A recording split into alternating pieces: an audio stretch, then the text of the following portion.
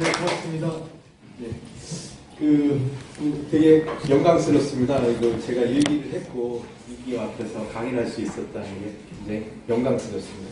저를 약간 좀 더 소개해드리면, 전기를 한 지는 40년이 됐고요. LH에서 30년 근무했습니다.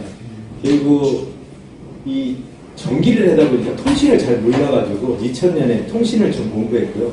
ICT 폴리텍 대학에 12년간 강의를 할 수 있었습니다. 그래서 석사는 건축을 했습니다. 집에 대한 부분을 건축을 모르면 안 될 것 같아서 석사를 했고요. 박사과정은 스마트 시티를 했습니다.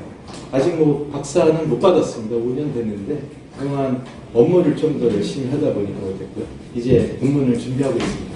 그럼 강의 시작하겠습니다. 제가 오늘 강의는 이렇게 진행하려고 합니다. 일단 기술에 대한 얘기, 그리고 스마트 시티를 먼저 하셨으면 좋았는데 스마트 시티와 스마트홈에 어떤 관계가 있는지, 그리고 스마트 홈이라는 기술을 일단 이해를 해야 될 것 같고요. 그리고 결국 이런 스마트 홈이 왜 4차 산업혁명에 필요한가? 일자리라고 보고 있습니다. 그래서 일자리, 어떤 일자리들이 있는가? 그리고 여기가 표준에 관련되어 있기 때문에 제가 생각하는 몇 가지, 그냥 교재를 만들면서 몇 가지 아이디어를 놓았습니다. 이 순서대로 하도록 하겠습니다. 저는 강의를 하면서 홈을 이 자동차에 비유를 많이 합니다. 자동차 나온 지 134년뿐이 안 됐습니다. 굉장히 서기에 나왔을 때 편리하지도 않았고 안전하지도 않았는데 지금은 자율운전 자동차로 발전하고 있습니다. 컴퓨터도 굉장히 많이 발전을 했고요. 이렇듯이 집도 발전할 것이다. 지능을 가진 발전할 것이다. 이렇게 얘기하고 있습니다. 대통령 직속 4차 산업위원회라고 곳이 있습니다. 거기에서 앞으로 4차 산업이 어떤 진흥화를 가지냐고 발표한 자리인데요. 이 자료에 제가 스마트 시티, 스마트홈을 추가했습니다. 결국 인공지능, IoT, 빅데이터, 클라우드, 그리고 보안 기술을 통해서 새로운 진흥화를 하겠다는 얘기를 갖고 있습니다. 네, 결국 4차 산업혁명, 많이 들으셨겠지만 결국 저 같은 사람 생각은 플랫폼을 기반으로 한다. 결국 오프라인과 온라인을 어떻게 연결할 거냐. 집이 없어도 차가 없어도 사업을 하는 시대고, 결국 구글이 네스트라는 제품으로서 굉장히 많은 인수하는 이 내용이 있다가 영상을 한번 보여드리겠습니다. 결국 이걸 통해서 유니콘 기업, 1조 기업 가치가 되는 그런 기업들이 많이 나오고 있다는 것입니다. 퍼스트 무버의 시장입니다. 스마트홈 역시 퍼스트 무버의 시장입니다. 저 역시 퍼스트 무버에 대한 생각이 많다 보니까 특허도 신규성, 진보성을 갖는 특허를 많이 출연할 수 있었습니다. 앞부분은 개괄적인 내용입니다. 결국 미래의 속도, 제가 지금 하고 있는 업무는 전기를 했다 보니까 에너지, 신재생에너지, 그리고 통신이니까 모바일 인터넷, 사물 인터넷, 클라우드 이런 부분이 많습니다. 미래의 변화는 미래의 속도의 12가지 기술 중에 저는 5가지의 기술이 제 업무에 강대되어 있고, 이 부분에 대해서 앞으로 홈에 어떻게 연결할 건가 이런 부분을 발표를 좀 하고 있습니다. 또한 1900년도에 마차만 있었는데 거기에 차가 딱 탄 데 있다가 13년 만에 전체 내연기관으로 바뀐 사례를 토니 세바가 이렇게 얘기했습니다. 앞으로 전기에 혁명이 일어난다. 2030 에너지 혁명 시대가 온다고 얘기하고 있습니다. 왜? 배터리 비용이 떨어지고 태양광 발전이 굉장히 성장하고 전기차 가격 떨어지고 센서 가격이 하락하기 때문에 이렇게 가능하다고 얘기했습니다. 그럼 우리는 2030년 후에 어떤 일자리를 만들 것인가 고민도 해야 될 필요가 있다고 저는 생각했습니다. 결국 제레미 리피컨이 이런 얘기를 했습니다. 융합을 통해서 한계기용 제로의 사회가 될 거고 이건 디지털이 이런 돌파구를 마련할 것이라고 얘기를 하고 있습니다. 저도 그런 생각을 하고 있습니다. 기본소득을 주는 세상이 올 것이다. 태양광을 제가 지붕에 어느 정도만 올려도 매달 얼마씩 받는 기본소득, 운동만 해도 보상을 받는 이런 시대가 올 것이라고 보고 있습니다. 네, 개괄적인 기술 발전, 중요한 내용이 아니겠죠. 이렇게 넘어갔고요. 들어가고 앞서. 그럼 스마트 시티는 무엇일까? 인구가 늘어나고 있습니다. 굉장히 많은 인구가 늘어나고 있고 거기에 인구들이 도시로 집중하고 있습니다. 우리나라 지금 81.5%가 도시화율로 변해 있습니다. 이렇게 도시 인구가 증가되고 있고 여기에 에너지도 많이 쓰고 문제가 많다는 것입니다. 물도 문제, 쓰레기에도 문제, 이런 도시의 많은 문제를 어떻게 극복하고 할 것인가. 그래서 임마누엘 교수는 이런 얘기를 했습니다. 한국에 잘하는 것은 패키지를 묶는 기술이다. 융복합하는 기술이다. 이걸 가지고 스마트 시티 수출을 해야 된다고 이 사람이 얘기했습니다. 저희 그런 능력을 가졌다고 보고 있습니다. 1950년도 세계에서 세 번째로 못 살던 우리나라였습니다. 지금 70년 만에 도시화율 81.5%가 됐고 많은 도시 주택을 단기간 70년 만에 건설했습니다. 세계에서 주목하고 있습니다. 그리고 최근에 이런 친환경 기술 이런 부분들을 가지고 접목을 해서 관심이 더 많다고 보고 있습니다. 그럼 본 스마트홈, 결국 도시 안에 홈이 있다 보니까 이 홈을 이야기해서 스마트홈 우리가 어떻게 팔 거냐. LH는 현재 쿠웨이트에 도시를 수출하려고 하고 있습니다. 그래서 그 주거복지청과 예비 약정을 체결했고 지금 분사업 중에 있는데 이 얘기도 잠깐 말씀을 드리면 결국 양질의 주택, 우리나라가 1기, 2기 신도시 수도권에 과밀화되고 집을 질 수가 없기 때문에 1기, 2기 신도시를 만들었던 겁니다. 지금 쿠웨이트도 해변가에 양질의 땅은 거의 없습니다. 그래서 예요. 근데 거기가 다 사막이란 거죠. 그 사막에 집을 더 져야 되고, 근데 우리한테 용역을 줬습니다. 여기에 아라툴라 신도시를 건설해달라고. 그래서 우리는 이제 LH가 하는 것은 이런 부분을 용역을 줄 수 있습니다. 440억짜리 용역을 했고요. 선진 컨소시엄이라는 곳에서 여러 세계 그리고 계획하는 도시계획을 현재 진행 중에 있습니다. 근데 이 결국 쿠웨이트라는 도시의 문제가 너무 많다는 겁니다. 에너지의 문제, 아까 말씀드렸죠. 교통의 문제, 너무 덥습니다. 그리고 안전하지도 못합니다. 미세먼지 문제도 있습니다. 아까 말씀드린 쓰레기의 문제도 있습니다. 그리고 도시 인프라, 건강의 문제도 있습니다. 굉장히 살이 많아지고 있습니다. 결국 도시의 문제와 이 주거의 문제를 해결하고 도시를 필요로 하기 때문에 LH한테 요청했었던 것입니다. 이 장표는 제가 나중에 봤는데 현재 그 쿠웨이트에서는 건설할 수 있는 능력이 1년에 2,000세대뿐이 없다고 합니다. 2,000세대뿐이 없는데 주택 대기자는 9만 6천 명이나 된다고 합니다. 빠른 도시를 필요로 하는 것이죠. 그래서 아까 알압둘라 4만 명 이상이 거주하는 도시를 건설하는 것입니다. 그 나라에서도 주택을 져주고 있는데 굉장히 좀 수익이 안 되다 보니까 토지를 받기를 원하고 거기 양질의 주택을 짓기를 원하고 있습니다. 집을 못 주고 있기 때문에 보조금을 주고 있는 상황입니다. 몇 가지 이제 홈에 앞서서 쿠웨이트의 환경을 한번 말씀드리면 이렇게 말씀드립니다. 제가 17년도에 다녀왔습니다. 사장님은 호텔에서 묵으셨는데 저는 게스트하우스에서 3일을 묵었습니다. 매일 전기를 측정해 봤습니다. 하루에 650kW의 전기를 씁니다. 저희 집에 2달 반치를 할애했습니다.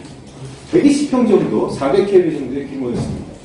전기를 하도 많이 쓰다 보니까 여기 도시계에 20세대마다 전기실이 하나씩 있어야 된다. 그럼 전기실이 있다는 것은 도시의 인프라를 전기실을 놓아야 된다는 거죠. 저는 갔다 와서 그런 말씀을 드렸습니다. 이 철탑이 일상화되어 있습니다. 하도 전기를 많이 쓰니까. 저희는 철탑이 혐오시설을 보이지만 여기는 기본 생활을 하고 있습니다. 전 사장한테 이런 말씀을 드렸습니다. 4분의 3의 에너지를 절감할 수 있을 것 같습니다. LH가 신축보다도 리모델링 사업을 할 수도 있을 것입니다. 라고 말씀을 드렸습니다. 이 에어컨이 그 과거의 표준으로 이 나라의 표준이었겠죠. 루프탑 에어컨이라고 바람을 넣어주는 설비였습니다. 굉장히 에너지를 많이 씁니다. 지금 우리나라는 EHP라는 그 빠른 속도의 에너지를 그 온도를 낮춰줄 수 있는 기술을 쓰는데 계속 넣어줍니다. 그래서 이런 부분을 개선하고 또한 사람, 보통 한 집에 7명 정도 산다고 하는데 가정부하고 운전사와 같이 산다고 하는데 저녁에 안 쓰는 시간에 에너지를 줄일 수도 있다고 보고 있습니다. 4분의 3은 줄이지 않을까 저는 그렇게 생각을 하고 있습니다. 여름철에 갔는데 목욕을 못했습니다. 이 나라 사람들은 모래에서 살다 보니까 이 너무 물이 없으면 죽는다고 생각합니다. 7사람이 사는데 10톤짜리 물탱크가 2개나 있습니다. 지나가다 보면 물탱크들이 다 이렇게 있습니다.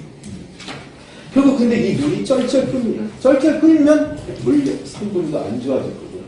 또한 그 물이 없다 보니까 담수화 설비를 씁니다. 근데 담수화에는 미네랄이 없다고 해서 지하수하고 섞어서 쓰는데 결국 염분이 많다 보니까 이렇게 녹이 나서 기관망이 망가지는 거죠. 집도 2000세대뿐이 못 짓는 나라에서 이게 터지면 금세 보수가 되겠습니까? 안 되는 거죠. 그러니까 이렇게 물탱크가 큰 거가 있다고 보겠습니다. 집집마다 이렇게 그 녹물을 제거하는 설비도 제가 봤습니다. 결국 이 나라의 문제, 소득 수준이 높고 이런 사람들이 이런 문제를 안고 있다는 것입니다. 기타 많은 문제가 있습니다. 벤츠가 3대, 4대 되는 집이었습니다. 그러나 집에 문제가 있습니다. 개선할 수 있다. 이렇게 저는 보고 있습니다. 그건 참조해 주시면 고맙습니다. 마스터 플랜 몇 가지 말씀을 드리면 동탄에 비해서 그 주택 건축 면적 비율은 23%입니다. 상업 면적은 7% 정도고요. 우리나라는 97%가 공동주택이지만 여기는 80%가 단독주택입니다. 그러니까 단독주택 위주의 설계가 돼줘야지. 녹지율은 좀 작습니다. 이거 도료율이 있습니다. 참고해 주시면 저희 마스터 플랜은 이런 부분을 담고 지금 있습니다. 자, 그럼 스마트 시티를 말씀드리기 전에 저는 이런 이제 뒷부분에는 제가 경험했었던 얘기들을 좀 해드리려고 하고 있거든요. 그럼 스마트 시티를 우리나라가 처음 한 거냐? 아닙니다. 2009년도에 우리나라는 17개 신성장 동력을 만들어서 먹거리를 만들겠다고 했었습니다. 거기 안에 첨단 그린 도시가 있습니다. 그 첨단 그린 도시에는 UCT, ITS, 공간정보, 하이 그린몰이라는 4가지 요소가 있었습니다. 결국 이 담당한 부처는 국토교통부입니다. 그 국토교통부 산하기관인 LH에서는 UCT처와 공간정보처를 만들었고 그래서 기술을 지원했습니다. 도로공사에서는 ITS 기술을 만들어서 지원했습니다. 하이 그린홈이라는 저에너지 주택과 기능형 홈이라는 것을 연계해야 되는 기술, 이 기술이 지원이 안 됐습니다. 왜냐하면 국토교통부에는 이 분야의 전문가가 별로 없기 때문이었습니다. 그 당시에 우리나라의 비전이었습니다. 전 세계 1년에 30만 가구를 건설하는 게 120개씩 필요하다고 유엔에서 보고가 되어 있었습니다. 근데 그런 것을 통해서 돈을 벌겠다고 했는데 뭐를 못 땄습니다. 부가가치 수출, 일자리 창출 못했습니다. 그래서 이 부분 그리고 지금 저한테 많은 분들이 물어봅니다. 스마트 시티하고 UCT 같은 거 아니냐? 그게 그거 아니야? 이렇게 얘기를 합니다. 아닙니다. UCT는 기본 도시관제센터와 망을 위주로 설계가 된 거고요. 많은 지구를 했다고 합니다. 그러니까 UCT에 가보면 에너지 환경, ICT, 스마트홈 이건 안 돼 있습니다. 그렇기 때문에 UCT와 스마트 시티 필요해요. 이런 차이가 좀 있습니다. 그런 시간이 흘러서 2016년도에 국토교통과학진흥원에서는 스마트 시티 기술을 32개 항목으로 구분했습니다. 안전, 물관리, 교통, 공간정보. 그럼 UCT 안에 있었던 내용, ITS 안에 있었던 내용, 공간정보 안에 있었던 내용 외에 에너지 환경이라는 스마트 그리드, 앞으로 2030년 오는 에너지 혁명의 전기차, 열병합 발전, 또 ICT의 IoT, 빅데이터, 스마트홈의 홈 네트워크라든가 플랫폼 이런 얘기들을 추가로 놓다는 거죠. 이제 우리는 스마트 시티에 이 안 된 부분을 빨리 표준화하고 나가야 되지 않나 이런 생각을 하고 있습니다. 저는 그 스마트 시티는 이렇게 생각합니다. 결국 공간이라고 보고 있는데 우리는 그동안 스마트 시티를 UCT 관점에서 이동 공간에 대한 부분만을 했다는 것입니다. 사람은 주거 공간, 업무 공간 이런 3개의 공간을 이동하면서 삽니다. 그 스마트 시티에서 이 3부분이 다 스마트해야 된다는 것입니다. 이렇게 바뀌어야 된다고 보고 있고요. 그래서 저는 이런 말씀을 드립니다. 사람은 매슬로우가 5단계 욕구라는 인간이 가진 기본적인 욕구를 5단계 욕구로 정의하고 있는데 이 생리적인 욕구를 도시와 주택에서 상하수도 이런 부분으로서 해결했다는 것입니다. 두 번째, 안전에 대한 욕구는 방공, 교통 이런 부분으로서 도시의 가치를 높여준다는 것이죠. 그리고 세 번째 욕구인 소통의 욕구. 우리나라가 4차 산업혁명 이전에 3차 산업혁명이 인터넷, 초고속 인터넷의 강국이 될 수 있었어요. 그리고 소통을 할 수가 있었고, 이제 존중과 자아실현이라는 4차 산업시대를 맞고 있다는 것입니다. 결국 공유경제와 미래를 예측하고 개인 맞춤을 할 수 있는 이런 도시를 원하고 있다는 것입니다. 오프라인에 있었습니다. 1차, 2차는. 온라인 속에 있었습니다. 이제는 오프라인과 온라인이 융합된 이런 새로운 솔루션을 가지고 가야 된다는 것이고, 하드웨어가 아닌 소프트웨어와 융합된 이런 부분으로 가야 된다고 저는 생각하고 있습니다. 아까 말씀드린 각각 스마트 시티 요소가 현재는 각각 도로공사, LH 각각 하고 있는데, 그게 아니라 이 많은 기술들이 융합하고 결국 누구를 위한, 사람을 위한 그 공간 안에서 어떤 시간에 전기를 많이 쓰고 전기를 안 쓰고, 그것을 사람이 직접 할 수 없으니까 인공지능에 의해서 예측 맞춤 서비스라는 도시가 된다는 거죠. 결국 에너지, 친환경에 관계된, 기후변화에 관계된 안전하고 미래에 대한 우리가 안전망이라고 할 수 있다. 저는 이렇게 보고 있습니다. 자, 그럼 제가 기술과 스마트 시티에 대한 말씀을 드렸습니다. 그럼 지금까지 이 분야에 이 전문하신 분들도 제가 보니까 몇 분 계신 것 같고요. 아닌 분들 잘 모르십니다. 그럼 스마트홈은 과연 무엇일까? 이번 스마트 홈에 대해서 간략하게 말씀드리겠습니다. 저한테도 그런 얘기를 또 많이 합니다. 스마트홈이 뭐냐? 그럼 홈 네트워크는 뭐고, 홈 오토메이션은 뭐냐? 이렇게 얘기를 합니다. 종전에도 스마트폰으로 집에 온오프 할 수 있었습니다. 보일러 켜라. 그러면 사람 사물, 이런 것이 단순한 데이터를 전달했습니다. 근데 지금은 이제 스마트 홈이라는 것은 그 데이터를 분석해서 프로세서를 개선하는 것입니다. 이제 스스로 자율자동차가 스스로 길을 가고 하듯이 집에 오면 조명이 저절로 켜지고 에너지를 절감하고 그런 주택을 이제는 원한다는 것입니다.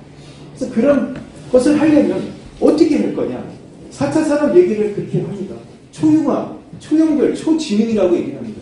그러면 초융합은 어떻게 해야 될 것이냐? 여기 연결은 어떻게 할 거냐? 초지능은 어떻게 할 거냐? 고민을 해야 된다는 것입니다. 그래서 그런 부분을 한번 말씀을 한번 드려보겠습니다. 스마트 시티도 마찬가지고 홈도 마찬가지입니다. 2000년도에 우리나라 초고속 인터넷 강국이 됐을 때 이런 장비가 필요했습니다. 네트워크 하려고 그러면 이 성과 장비가 필요합니다. 좀 어려우실 겁니다. 이런 장비에 대한 개념을 단기간에 하시기 어려운데 이 장비가 이렇게 필요합니다. 우리나라는 상대 통신사가 있다 보니까 각각 설치합니다. 왜 강국이 됐냐면 요게 폰이라는 장비와 AON이라는 장비인데 24개, 32개로 분리해 줄 수 있습니다. 강케이블이 하나 오면. 우리나라 공동주택이지 않습니까? 강케이블이 하나만 오면 24개 아니면 32개 세대로 데이터를 나눠줄 수 있었습니다. 초연결을 할 수 있는 기반을 만들어주는 겁니다. 우리나라 15년을 빨리 광케이블을 깔 수 있었습니다. 그리고 초고속 강국이 될 수 있었다는 것이죠. 이렇게 시간이 지났습니다. 그럼 그 K사, S사, L사들은 이 초고속 인터넷이라는 장비와 이 배선은 건설사가 깔았습니다. 장비를 넣고 그럼 좀 더 안전한 설비, 홈 오토메이션 설비를 해볼까 이렇게 얘기했습니다. 근데 되진 않았습니다. 왜 그러냐면 우리나라 이 공동주택이라는 곳이 가스, 전기 이런 데가 다 사업자가 하나인데 통신의 사업자가 3군데였습니다.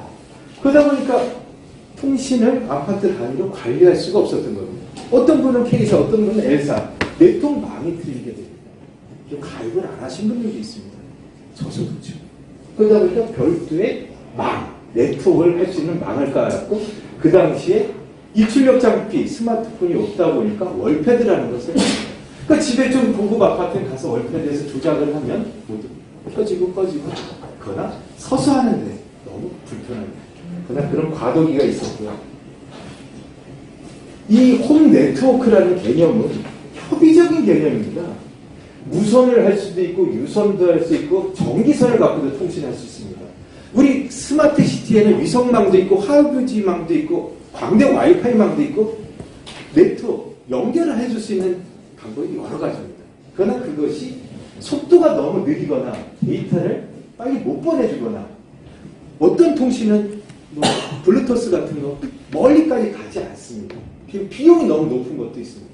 신뢰성. 이건 네트워크. 그래서 그 집에 그동안은 유선이 전력선이 아닌 선을 까는 방식이었습니다. 그래서 신축이 아니면 이 서비스를 할 수가 없었어요. 거기다가 정부는 약간의 헤게모니가 있어가지고 누구는 디지털홈을 해야 된다, 누구는 지능형으로 해야 된다, 누구는 스마트홈을 해야 된다. 부처 간에 서로 자기의 헤게모니가 있다 보니까 융복합 사업이 일어나지 않았습니다. 현재 IoT 가전, IoT 기기들로 발전하고 있는데요. 뭐 간단하게 보면 좀 복잡한데요. 선으로 이루어져 있습니다. 이런 기기들이. 그냥 넘어가겠습니다. 장기가 2007년 6월 달에 스티브 잡스의 애플 아이폰이 나왔습니다. 그리고 급격하게 보급이 됐습니다. 서로 다른 아이디어를 묶어서 폰을 그 사람이 개념을 창조했다고 보고는 그렇게 나와 있습니다. 그다음에 집에서 이 스마트폰을 연동해야 되는데 비용, 통신 비용이 듭니다. LTE나. 그러니까 집에 와이파이 네트워크를 만들어주게 된 거죠. 인터넷. 근데 이걸 건설사에서 놓주진 않았습니다. 왜? 인증제도에 그렇게 돼 있지 않습니다. 이걸 놓주라고. 그냥 선만 놓주라고 하니까 있지. 그래서 각각 집에서 통신사들 걸 사던가 별도 설치해서 놓으셨습니다. 그리고 그 이후에 와이파이라는 네트워크를 가진 상태에서 IoT 기기가 등장하게 됐습니다. 네스트라는 제품이었습니다. 이 네스트라는 제품에 대해서 한번 영상을 한번 보도록 하겠습니다.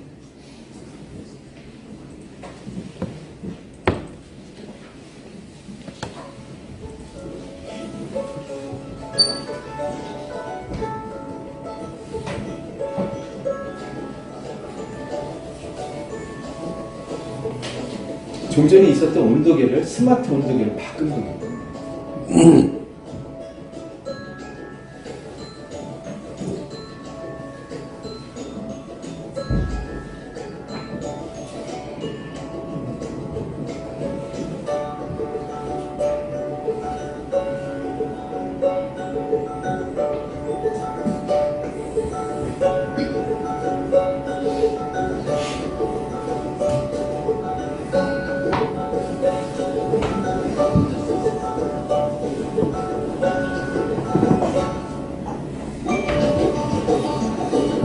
네, 스마트폰에도 연동되고요. 학습도 되고.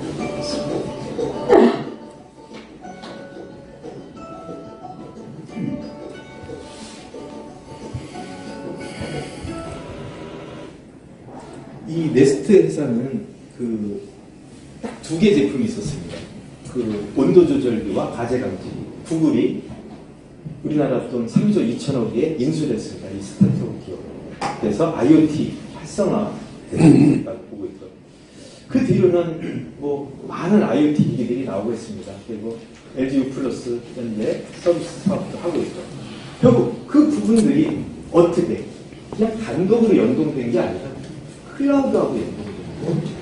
아까 제가 설명을 좀 못 드렸는데 죄송합니다. 이 홈 오토메이션은 단지 서버를 갖고 하고 있습니다. 그러니까 업데이트하기 굉장히 어렵습니다. 그 회사가 망하면 업그레이드 할 수가 없습니다. 그러나 이 부분은 클라우드에서 업데이트 할 수가 있습니다. 그런 환경, 클라우드끼리 통신을 합니다. 자, 여기 계신 분 중에 음성 비서 스피커 집에 있으신 분들 많으시죠? 앞으로 더 많아질 거거든요. 굉장히 편리하지 않습니까?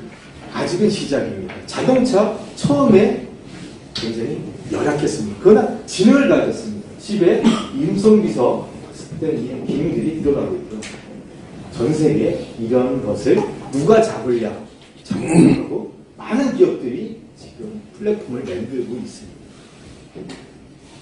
그런데 그동안 건설사에서는 이 홈오토메이션을 했습니다. 집은 짓는데 2년에서 3년 걸립니다. 홈오토메이션을 해놓은 곳에 음성비서, IoT 가전 이런 부분들을 연동하려고 하고 있습니다. 네, 음성비서를 통해서 이게 불편했으니까요. 그래서 한 2년 전에 많은 통신사와 건설사들이 MOU를 했다는 방송을 많이 보셨을 겁니다. 그리고 지금 이런 제어. 근데 더 많은 제어를 해야 되는데 그걸 모르겠습니다. 제가 그 외국에 다녀왔는데 이 IoT 기기들은 지금 여기 보시면 와이파이 통신합니다. 와이파이는 우리 하루에 한 번씩 충전하듯이 통신의 데이터를 많이 먹습니다. 이러다 보니까 전기가 항상 꽂혀져 있는 제품만 가능합니다. 근데 이런 제어를 하는 제품들은 와이파이를 할 수가 없습니다. 여기 그 예를 들어 감지기, 과제 감지기를 설치한다 할 때 배터리를 할 수가 없습니다. 그러나 아까 여기 말씀드린 무선 통신 기술인 직비, GAV 이런 통신들은 1년 빠르답니다. 근데 어떤 통신을 쓰느냐에 따라서 전 세계에 그래서 종속될 수 있습니다. 우리 LH라는 곳이 굉장히 큰 기업입니다. 설계를 오토캐드를 갖고 했습니다. 오토캐드를 갖고 하다 보니까 건설사 설계사무소에 다 그거 했습니다. 요즘 오토캐드사가 우리나라에서 한 4천억 이상을 가져갑니다. 종속돼 버린 겁니다. 그런 종속을 안 되려면 어떤 표준을 할 거고 경쟁을 시켜야 된다는 것입니다. 자, 이런 부분이 결국 이제는 신축 위주의 홈오토가 아닌 기축, 어느 주택도 할 수 있는 주택으로 발전된다는 것입니다. 음성 기술도 있고 요 무선을 통신할 수 있는 여러 가지 기술을 할 수 있는 허브, 이런 부분이 있습니다. 선생님들은 제가 여기 스마트 콘센트를 한번 가져왔는데 이 스마트 콘센트 가격도 비싸지 않습니다. 이게 꺼졌다 켜졌다 합니다. 제 스마트폰에서 되는데요. 그 비대가 얼마 에너지를 쓰는지, 전기밥솥이 얼마 쓰는지 저한테 옵니다. 근데 이 부분을 처음에 세팅하기가 너무 어려운 겁니다. 왜? 아직은 이런 허브가 없기 때문이었습니다. 그래서 이 그 홈에는 허브가 꼭 필요하다고 저는 보고 있고요. 결국 외국 그 기업하고 이기려고 그러면 이런 유지관리 보완을 요구해야 될 필요가 있습니다. 자, 그러면 제가 한 30분 동안 개괄적인 내용들을 말씀드렸습니다. 혹시 여기까지해서 질문이 있으시면 해주시고 없으시면 바로 이제 그럼 과연 스마트홈이 우리한테 어떤 영향을 줄 것이냐 이 얘기에 대해서 제가 한번 말씀드리겠습니다. 뭐 그냥 이런 것도 있구나 한번 들어주시면 될 겁니다. 아, 제가 이렇게 홈을 통해서 이런 일들이 있구나 이렇게 한번 봐주시면 좋겠습니다. 국가는 그 일자리를 만들기 위해서 노력하고 있습니다. 그래서 3대 기반 8대 선도 사업이라는 곳에 5조 원을 투자한다고 하고 있습니다. 대통령께서 10년사 이렇게 말씀하셨습니다. 3대 기반 경제에 1조 5천억, 8대 선도 사업에 3조 6천억을 투자하겠다. 원천 기술에서부터 상용화 기술까지 이렇게 만들어가겠다고 하고 있습니다. 그 안에 8대 선도 사업 안에 에너지 신산업과 스마트 시티가 있습니다. 저는 제가 담당하는 업무가 그거이기 때문에 관심이 많고요. 또한 이 데이터 경제, AI, 그게 IoT입니다. IoT가 이렇게 AI로 초연결 지능화 사회가 이렇게 바뀌었고요. 이곳에 우리의 미래가 있다. 일자리, 4차 산업혁명의 일자리가 있다고 정부는 추진하고 있습니다. 근데 그 부분이 약간의 경험 부족이고 그러다 보니까 약간 잘 안 되고 있다고 저는 보고 있습니다. 결국 스마트홈을 통해서 저는 안전한 기후변화 대응, 고령화, 일자리를 만들어야 된다고 보고 있습니다. 우리나라 1,800만 가구 중에 1,000만 가구가 공동주택입니다. 그럼 공동주택에 100만 원씩만 투자하는 사업이 된다면 10조 원의 사업이 될 겁니다.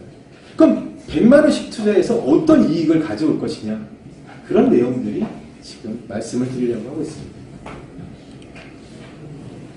우리가 저는 아파트, 저희 LH가 많이 졌습니다. 그 아파트가 그 20년 이상 된 게 797만 세대 정도 됩니다. 현재 좀 오래되신 20년 이상 된 주택 사시는 분도 있을 겁니다. 그 집을 생각해 보십시오. 과제 취약, 방범 취약, 정보 유출, 층간소음, 전기자동차라는 충전 문제, 미세먼지, 에너지, 고독사 이런 많은 문제가 집에 있다는 것입니다. 그럼 스마트해야 되는데 그럼 과연 어떻게 스마트할 것이냐. 이 시장이 40조 넘깁니다. 우리나라에. 그럼 우리나라만 40조. 아까 제가 말씀드린 쿠웨이트 아니면 또 다른 나라. 이런 기술을 가지고 우리가 요소 기술을 만들어야 된다고 보고 있습니다. LH는 현재 100만 가구 이상을 임대주택으로 관리하고 있습니다. 중요성이 있고요. 제가 페이스북에 이런 글을 한번 올렸습니다. 닭이 먼저인지 계란이 먼저인지 한번 궁금하다는 얘기를 썼습니다. 스마트시티, 올해 정부가 스마트시티 기반 사업으로서 지자체 15개 지자체 6억씩을 지원해 줬습니다. 90억을. 목적은 5대 서비스를 해야 이렇게 되어 있습니다. 그럼 5대 서비스가 뭔가? 112 영상, 112 긴급 출동, 119 긴급 출동, 긴급 재난, 그리고 사회적 약자에 대한 고독사 이런 부분을 방지하겠다는 것입니다. 그럼 공간적인 스마트시티 공간적인 거 볼 때 112, 119 고독사 집에서 발생한다는 것입니다. 이동 공간이 아니라. 근데 이런 플랫폼만 가진다고 사업이 될 거냐? 저는 아니라고 보고 있습니다. 집에 어떻게 하면 저비용으로, 어떻게 하면 더 경쟁력을 갖는 주택을 져야 된다고 보고 있습니다. 현재 이 사업은 진행되고 있습니다. 여기 계신 어머님들은 불나면 굉장히 위험할 수 있습니다. 과제는 이렇게 되어 있습니다. 감시, 경보, 피난, 소화 활동으로 이루어져 있습니다. 제일 중요한 것은 감시부터 중요합니다. 그래야 도망가라고 경고를 해줍니다. 이런 부분에 지금 어떤 문제를 갖고 있냐면 이 감지기가 주소가 없습니다. 아파트 한 개 층에 예를 들어 임대주택에 10호짜리가 있다면 10호짜리가 다 병렬로 연결되어 있습니다. 그러니까 이게 울려도 비아제부라고 오작동을 울리면 어느 게 울렸는지 모릅니다. 그러니까 그 관리실에서 수신반에서 삑삑삑 울립니다. 그러니까 그걸 내려놓습니다. 동탄의 화재, 연기류 화재 난 거 내려놔서 그렇습니다. 그런 부분이 개선되어야 된다는 거죠. 과거에는 이 통신하는 감지기 비쌌습니다. 한 15만원, 20만원 했습니다. 지금은 아주 저렴합니다. 저는 2년 전에 LH 신규 아파트는 전부 바꿨습니다. 근데 신규 아파트 바꿨지만 기축은 어떻게 할 거냐? 이런 부분에 필요성에 제시를 했습니다. 수익 불나면 항상 스프링클러만 얘기합니다. 스프링클러는 건물을 보호하지 사람을 보호한다고 보진 않습니다. 뭐 사람도 보호할 수는 있겠지만 연기를 줍습니다. 경보 설비가 현재는 어떻게 되어 있냐면 불난층과 바로 위층만 경보를 하게 되어 있습니다. 소방법이 동일하게 모든 건물하고 아파트를 동일하게 되어 있으니까 위층에는 경보를 안 합니다. 왜 그러냐고 물어보니까 계단으로 동시에 내려가다 보면 압사를 한다는 거예요. 아파트에 사람이 그렇게 많이 안 사는데 그래서 저는 이런 얘기를 했습니다. 지금은 글자를 음성으로 읽어주고 음성을 글자로 만들어주는 시대다. 그래서 몇 동 몇 호에 불이 났다고 아니라 감지기가 올렸습니다라고 판단하게끔 하는 것을 해보자. 1, 2층 그럼 1분만은 경보를 해주고 전층 경보를 해줍시다 이렇게 했는데 통과되지 않았습니다. 뭐 피난 설비, 그 재원 설비라고 공기를 밀어주는 설비도 제대로 안 돼 있습니다. 결국 이런 다가구 단독주택은 수신반이 없습니다. 결국 수신반이 없으면 어떻게 119를 연동할 겁니까? 그런 도시의 문제를 갖고 있다는 거죠. 많은 사람들이 연기를 줬습니다. 그럼 그 기술을 저희는 이렇게 생각했습니다. 초융합, 초연결, 초진흥이라고 얘기했지 않습니까? 초융합. 저는 전기를 하다 보니까 앞으로 LED 조명으로 다 바꿔야 된다고 생각을 하고 있습니다. 그래서 LED 조명에 감지기를 같이 붙이자. 결국 어느 집에 불이 났으면 불난 호수를 알려주자. 결국 그것이 LH 관제센터를 통해서 정말 오버인지 과제인지. 종전에는 데이터가 과제 감지기로만 됐지만 이제는 온도 센서, 미세먼지 CO2 센서, 여러 센서하고 AI가 검출해 볼 수도 있습니다. 그런 걸 통해서 오버인지 아닌지 알고 소방서에 연동해 줄 수 있다는 거죠. 연동해 주면 GIS 정보에 의해서 어디 위치, 고도에 의해서 몇 층에서 화재가 났는지도 알 수 있을 것입니다. 이런 설비를 해야 된다고 얘기했습니다. 그럼 호당 1000만 세대라고 했는데 10만 원씩 비싸지 않습니다. 10만 원씩만 투자한다 그러면 1조 원의 일자리, 그 1조 원의 안전설비가 늘어난다는 것입니다.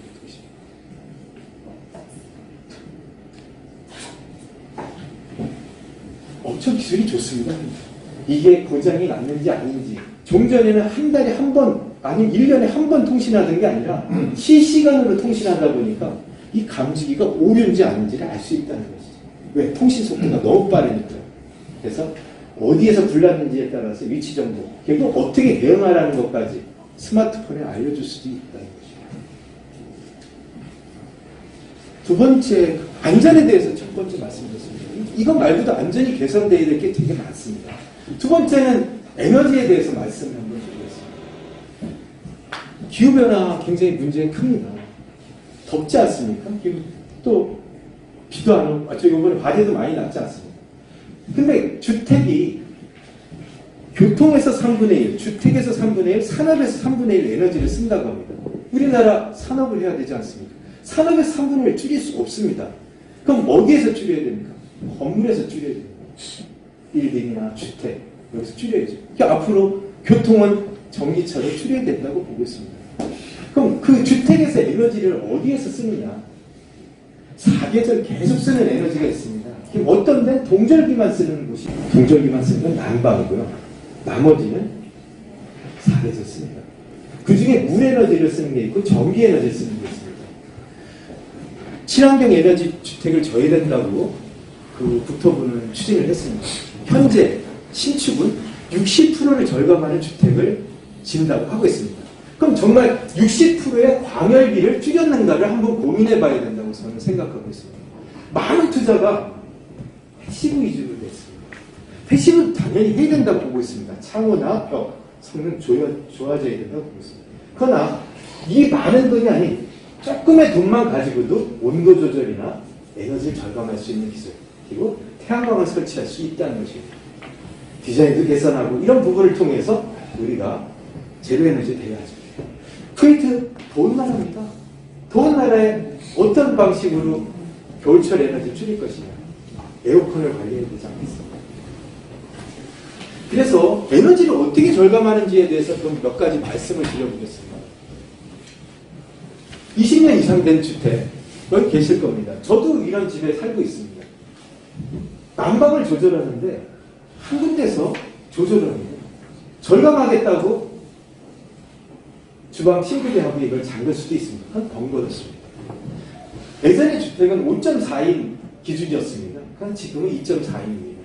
인원이 줄었습니다. 사는 거주 인원이 줄었습니다. 그럼 안 쓰는 방, 저희 애들이 안 들어오는 날도 있고 안 쓸 때는 이 공간에 대한 난방을 줄이는 게 필요한데 이 제도는 2010년도에 도입됐습니다. 실별 온도 조절기를 노출하고. 그럼 과거의 주택은 안 들어있습니다. 그럼 여기에서 에너지를 절감해야 되는데 종전에 있는 온도 조절기를 다시 설치하느냐 그러면 배선을 다 깔아야 됩니다. 너무 어렵습니다. 공사할 수 없습니다. 그러나 지금은 IoT 시대입니다. IoT. 2만 원만 주면 이 실에 온도가 얼마인지 다 알 수 있습니다. 이 온도 조절기 역할은 딱 두 개입니다. 여기가 지금 몇 도인가? 결국 이 온도에 맞춰서 동작해야 말하는 목적을 가지고 있습니다. 그러나 온도 조절은, 온도는 이 양면 테이프를 붙인 온도계로 할 수 있고 1년 반, 2년 갑니다. 조절은 스마트폰으로 할 수 있습니다. 그러면 실별 조절, 요 비용이 제일 많이 들어갑니다. 이 전동 밸브, IoT 밸브를 놓주는 비용만 들이면 됩니다. 전 한 40만 원 정도면 저 설비를 다 받을 수 있다고 보고 있습니다. 그러면 결국 4조 원의 리모델링 시장이 생깁니다. 기존 주택에 에너지를 많이 씁니다. 또 여기 계신 분들은 이제 난방에 대해서 아까 네스트라는 난방은 공조 난방입니다. 그 외국 애들은 집이 크다 보니까 공조 난방을 합니다. 전체를. 그럼 우리는 바닥 난방입니다. 바닥 난방이 어디서 왔냐면 구들장에서부터 왔습니다. 구들장. 구들장에서부터 왔는데 그 구들장이 아파트 처음 공사할 때는 라지에타를 놨습니다. LH에서. 근데 불편한 거죠. 라지에타에서 빨리 따뜻해지다. 그래서 여기에 공간을 까는 아파트 공법이 탄생할 수 있었습니다. 그 공법에 의해서 지금까지 쓰고 있는데 이 콘크리트라는 재질은 열 전달이 그렇게 빨리 되지 않습니다. 그러니까 이 보일러라는 곳에서 계속 온도계가 설정 온도까지 안 올라가니까 보일러는 계속 계속 온도를 보냅니다. 이 뜨거운 물이 계속 도는 겁니다. 가바나라는 장치가 온도를 약간 낮추기는 좀 계속 돕니다. 지역 난방은 좀 난데요. 여름기가 싼데 개별 난방 계속 돕니다. 그래서 공기가 대류가 돼서 정지 명령을 냅니다. 그러면 그때까지 오버히팅이라는 게 발생합니다. 왜 그 집이 너무 덥지? 춥지? 아니 몇 도로 했는데 오버히팅이 발생합니다.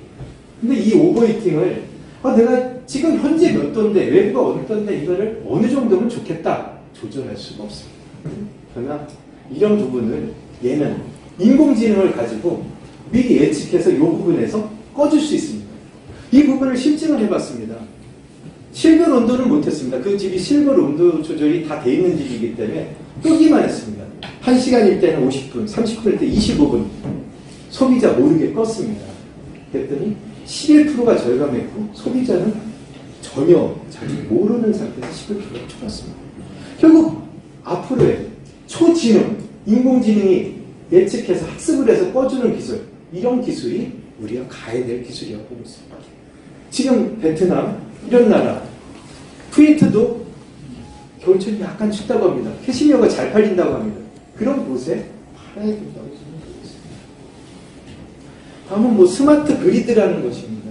우리나라 스마트 그리드를 한다고 해서 엄청나게 많은 R&D를 했습니다.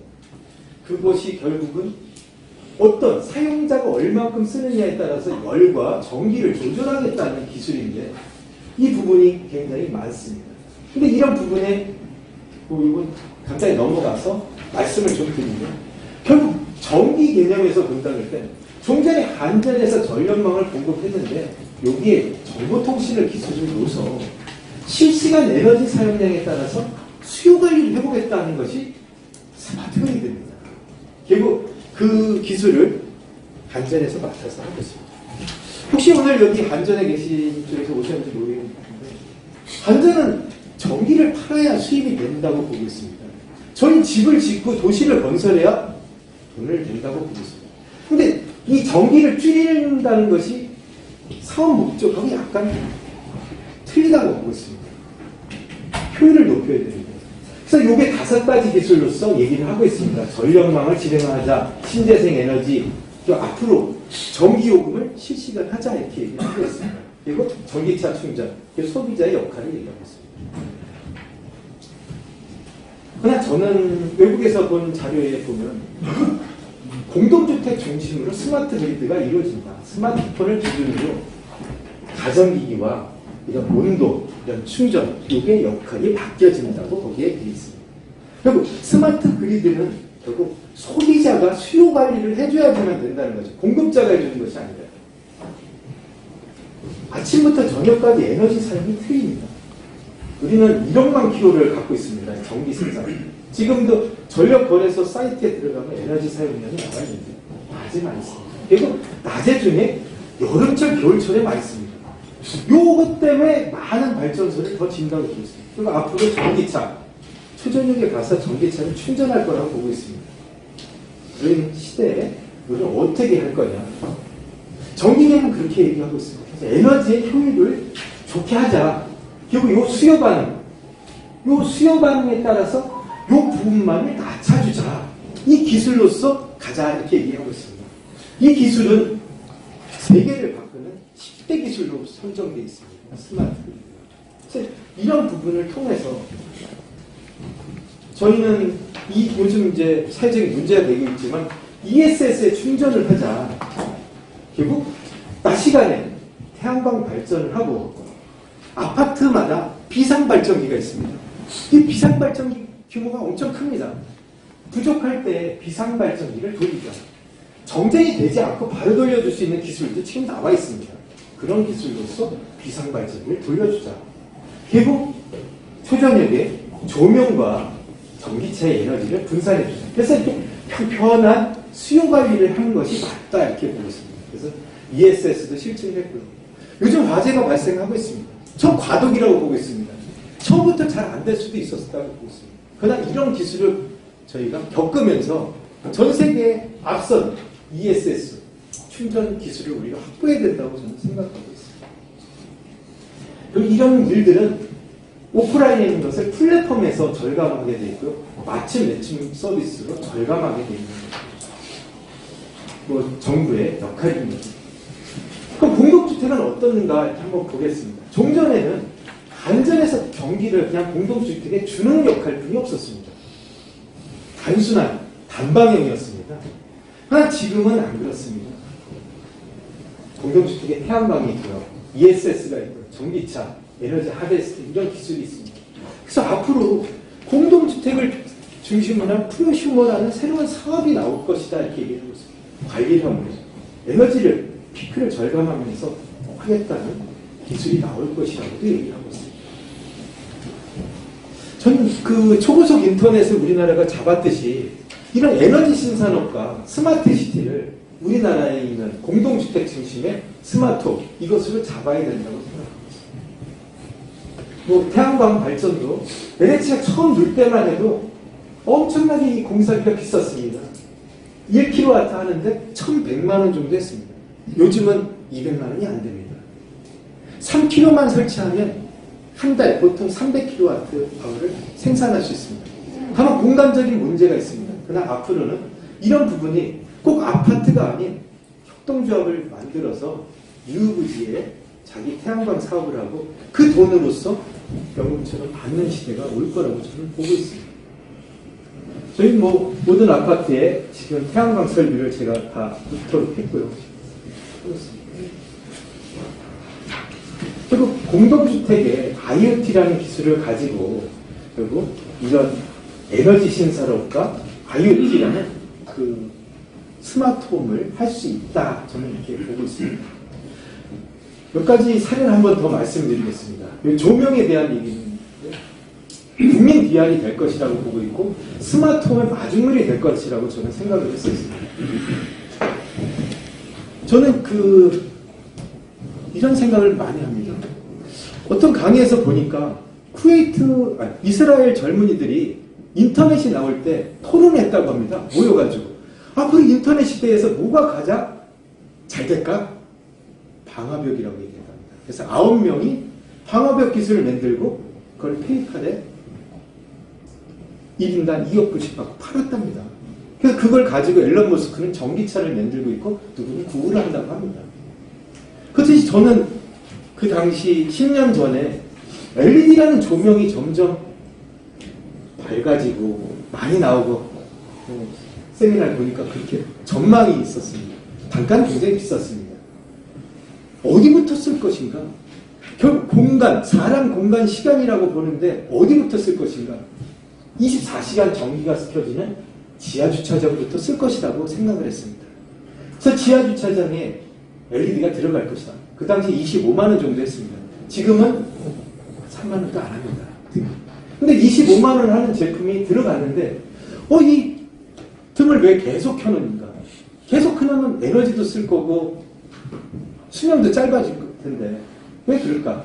그래서 두 가지 특허를 냈습니다. 지금은 보편적으로 설치하고 있습니다. 감지 센서를 위해서 차가 없는 곳은 10%만. 그리고 또 한 가지는 지하주차장에는 CCTV가 있습니다. CCTV 영상 모션 센서를 가지고 센서를 별도로 설치하니까 그 당시 센서 값이 비쌌습니다. 그래서 CCTV 영상을 분석해서 꺼지는 기술 두 가지를 특허냈습니다.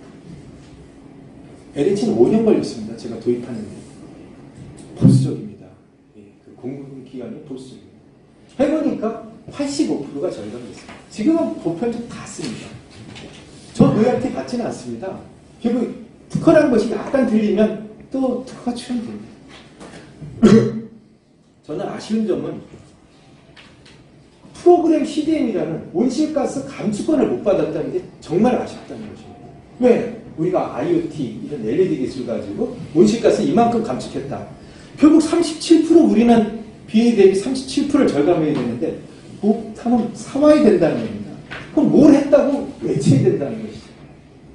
그 이후에 저는 이제 거실 등을 가지고 생각해봤습니다. 가격이 점점 떨어지다 보니까 거실 등이 굉장히 LED가 싸졌습니다. 근데 보편적으로 모르는 분들은 다 그냥 LED 등으로 교체합니다. 중국산이든 이런 교체. 우리나라 그래서는 안 돼요. 이제는 스마트 LED 조명을 써야 됩니다.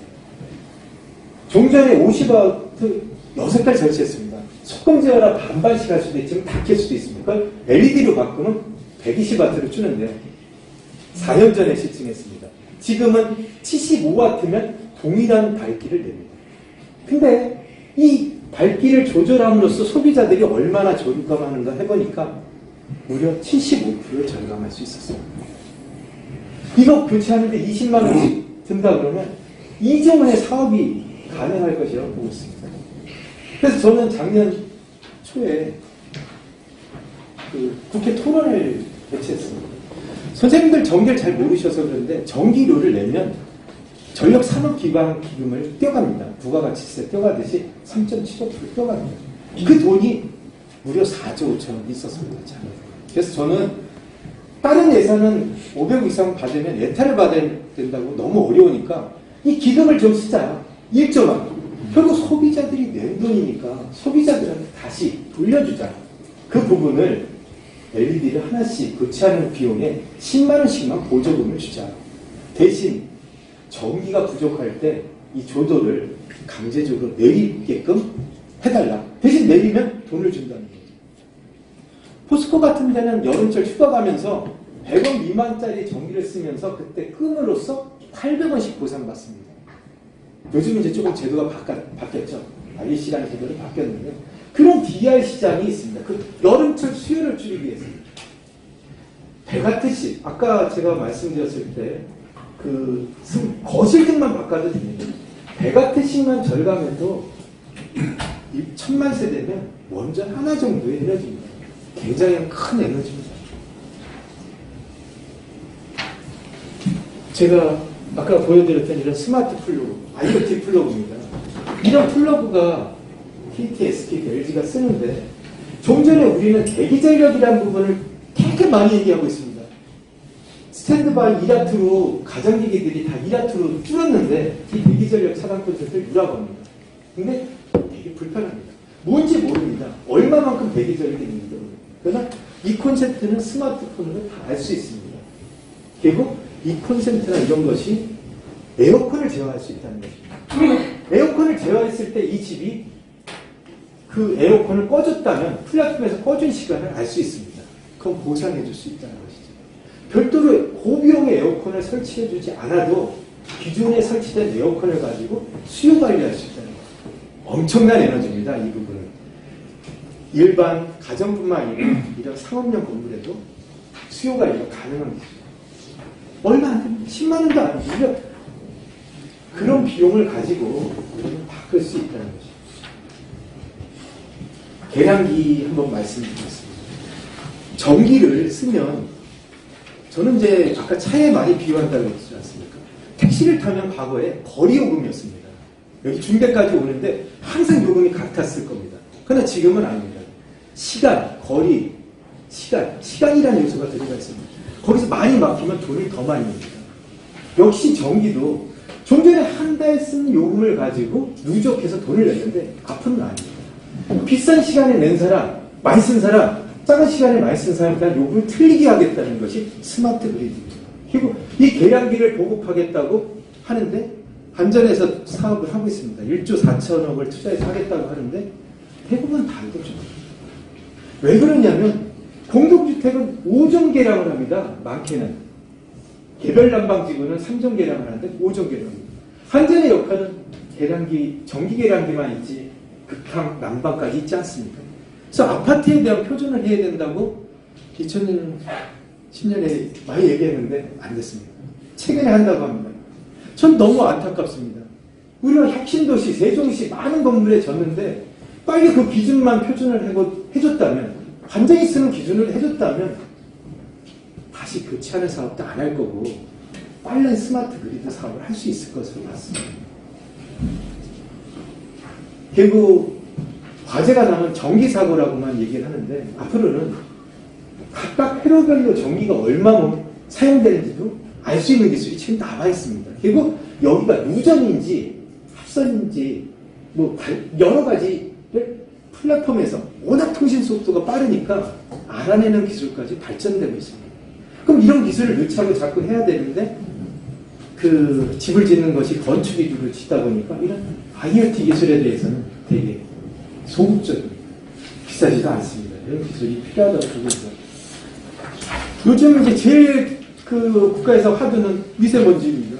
미세먼지가 크다고. 또 주부들이 폐암에 많이 걸린 이유가 요리 때문에 많이 걸린다고 하지 않습니까? 그럼 그 미세먼지가 발생했는데 내가 미세먼지야 이거 줄여야 돼 이렇게 줄이기 어렵다는 거예요.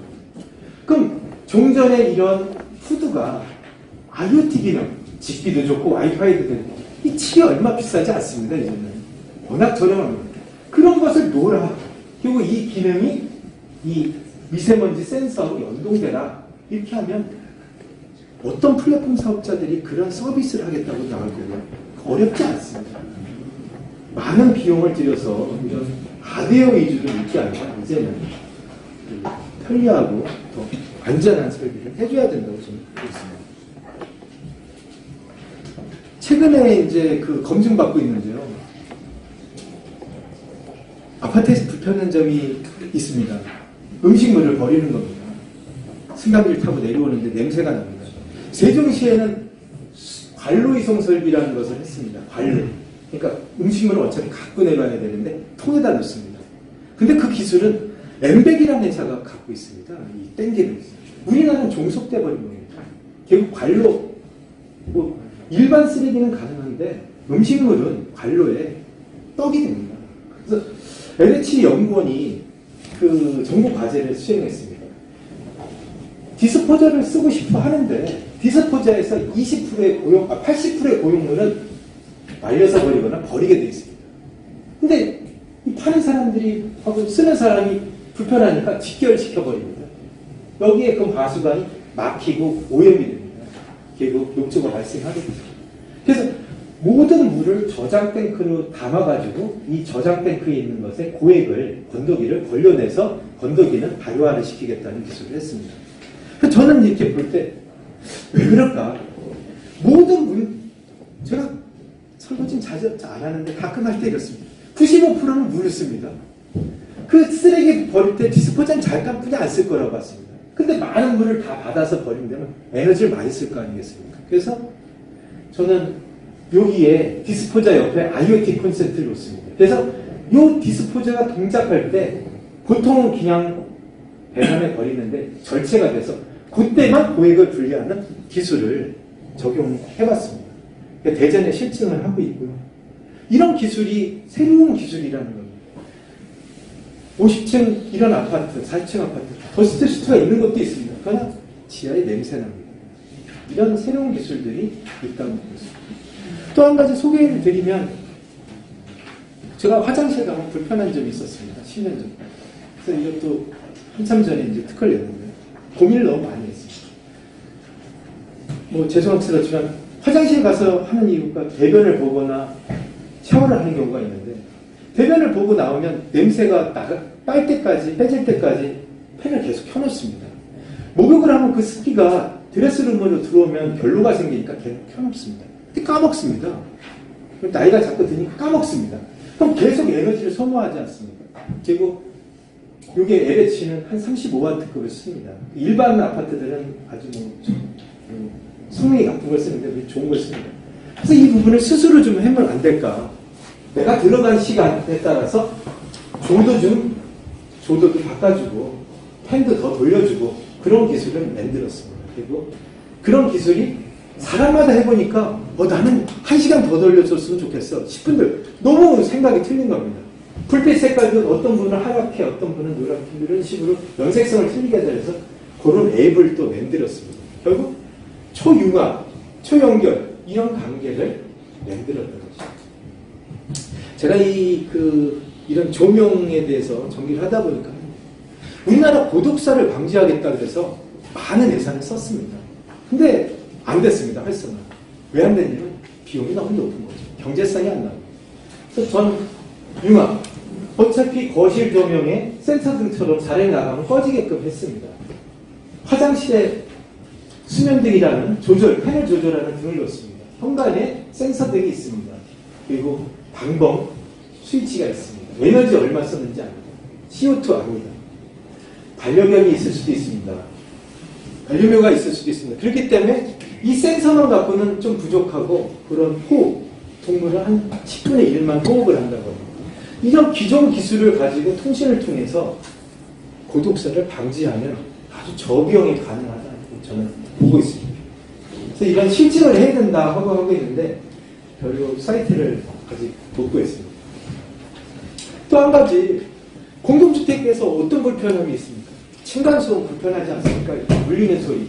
그럼 결국 그걸 가지고 사람을 살해하기도 했는데 전 안타깝습니다. 왜 그렇게 정량적인 수치를 안 가르쳐 주다 보니까 넌 많이 뛰었다, 난 덜 뛰었다 이러다 보니까 마찰이라고 생각합니다. 그래서 이런 진동을 가지고 분석을 통해서 해주는 기술, 세종에 실증하고 있습니다. 그리고 충분히 가능합니다. 이런 기술들이.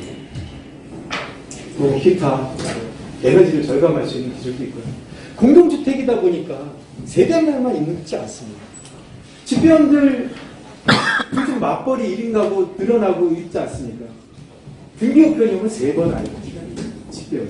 그리고 3번 이후에는 도대체 우리 차지가 얼마나 불편합니까? 그럼 그동안 우리는 개방형 불편함이었기 때문에 그렇습니다. 근데 폐쇄형으로 하고 집배원형은 다 열리고 수신이 왔을 때 자기 것만 열리는 기술 충분히 가능합니다. IoT 기술입니다. 결국 이것이 클라우드하고 연결됩니다. 기업 클라우드에서 빅데이터를 만들고 모바일 ICBM이라는 원리로 가고 있습니다. 전기차 충전소도 실증을 했습니다. 작년에. 전기차 시대 온다고 얘기하고 있지 않습니까? 그럼 아파트에 지금 기준은 어떻게 되어 있냐? 100명당 1대 설치하게 되어 있습니다. 그럼 이 사람이 충전하고 빼줘야 다음 사람이 충전할 텐데 자다가 누가 내려와서 하겠어요? 안 합니다. 그럼 전기차 시대 우리나라가 할 수 없다고 저는 봤습니다. 그럼 문제가 뭐냐? 경제성이 좀 높습니다. 좀 저비용이 돼야 되고요. 결국 설치 공간이 문제가 있습니다. 그래서 이런 고민을 통해서 저는 현재 4분의 1 비용에 QR코드, 카드 이런 필요 없이 QR코드를 찍으면 웹이 떠서 몇 킬로를 놓겠다든가 얼마만큼의 전기료를 놓겠다는 것을 할 수 있게끔 해줬고요. 이것을 10대당 한 병렬로 배선을 했습니다. 각각 배선해 주려면 전기선이 많이 들어갑니다. 기둥에다가 하나씩 설치해서 이쪽 차들이 그냥 설치할 수 있다면 굉장히 편리할 것이다. 그리고 동시에 충전을 안 되게 할 수 있는 플랫폼 기술을 만들면 된다. 7대 미만을 하겠다 그러면 뭐 각각 놓주고 2대 충분히 나눠줄 수 있다는 겁니다. 내연기관 차들은 맹꽁할 때까지 사갖고 많이 놓지만 전기차, 스마트폰하고 마찬가지로 조금 써도 와서 충전할 거라고 봅니다. 2시간 충전하면 80km 정도 될 수 있습니다. 그 앞으로는 모빌리티도 많이 증가할 겁니다. 그런 부분들이 전기차 외에 충전이 쉽게 되고 또 에너지 든 만큼 비용을 내야 된다고 봅니다. 전 건강에 대한 생각도 많습니다.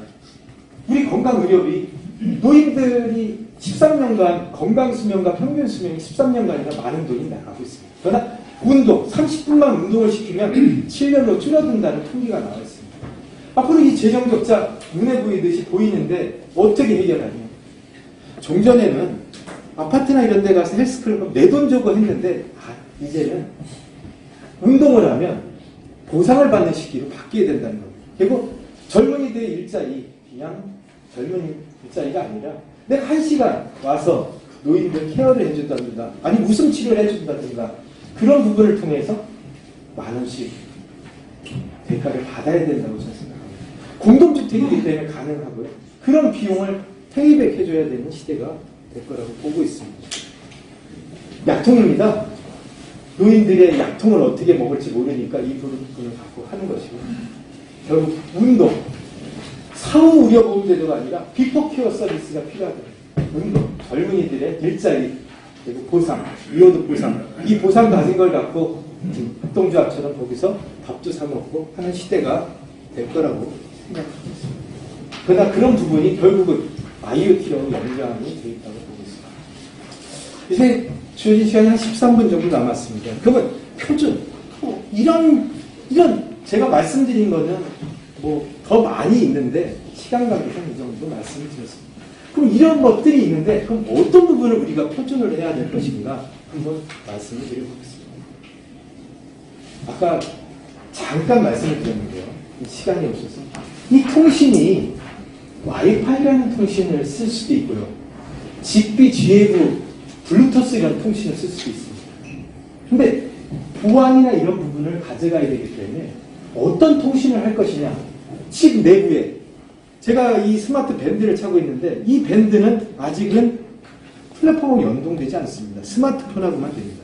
제가 오늘 얼마만큼 걸고 얼마만큼 했으니까 보상을 받으려면 네트워크 연동이 돼야 되고 지금 약 먹을 시간인지 알려줘야 될 텐데 그런 것이 연동이 안 돼요. 그러나 이 통신은 블루투스를 쓰고 있습니다. 블루투스를 연결해 줄 수 있는 허브가 필요합니다. IoT, AICDM이라고 해갖고 IoT 기기가 클라우드하고 통신합니다.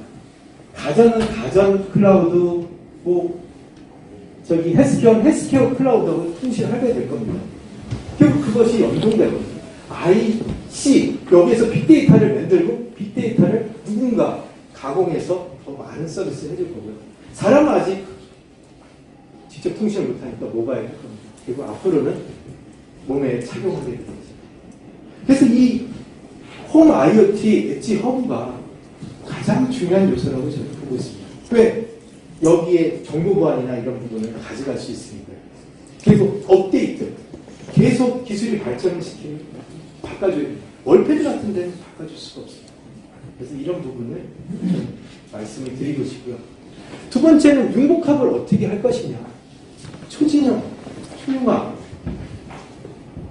초연결이라는 사이에 융합을 어떻게 할 것이냐. 아까 제가 음성 비서를 많이 보여드렸습니다. 근데 음성 비서가 결국은 적용되는 곳이 집이라고 합니다. 근데 집에 공간이 이렇게 나눠져 있습니다. 이 공간이 나눠진 곳에 피스의 서비스를 받으려면 어떻게 해야 될 것인가 고민해야 될 겁니다. 현대건설, H건설에서는 저렇게 벽에 스피커를 한번 놓습니다. 왜? 그 주택은 아주 비싼 주택이기 때문에 충분하게 이런 기술을 놓도 가능하기 때문에 일단 놓습니다. 그렇듯이 이런 새로운 기술이 뭐가 될까? 조명과 난방을 융합했었습니다. 이런 걸 어떻게 융합할 것이냐? 여기에 진동 센서를 층간소음을 검측하는 어떻게 넣을 것이냐? 이런 고민이 필요할 것입니다. 그리고 앞으로 가정용 로봇 시대가 될 겁니다. 가정용 로봇이 융합이 어떻게 될 것이냐?